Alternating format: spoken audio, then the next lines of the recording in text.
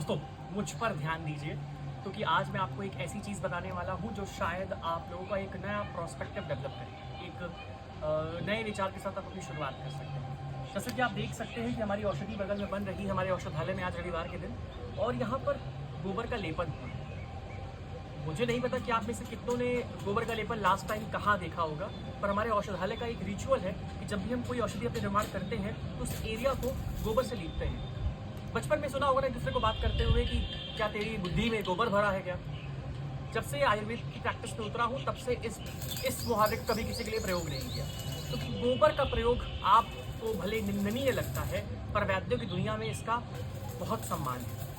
वैद्य ही नहीं बल्कि पूरी वैदिक कल्चर में, पूरे भारत में सुख्यात है गोबर, सुख के लिए, लक्ष्मी के लिए, पावन स्वरूप के लिए। ये कहाँ से रहता है? गौ माता से। गौ माता हमारा खजाना है। यूरिन से लेकर गोबर तक, दूध से लेकर घी तक,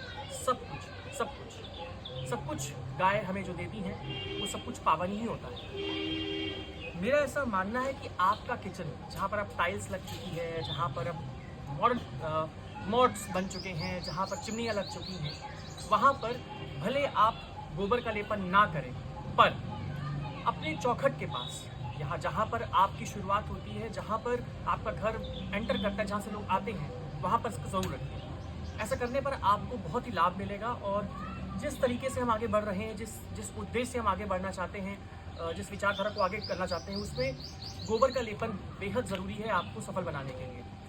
ऐसा करने से लाभ क्या होता है? आपने भी सुना होगा, आजकल एशियन पेंट्स भी और डिफरेंट कंपनीज के जो पेंट्स आना शुरू हुए हैं वो भी गोबर पेंट्स बनाना शुरू किए हैं।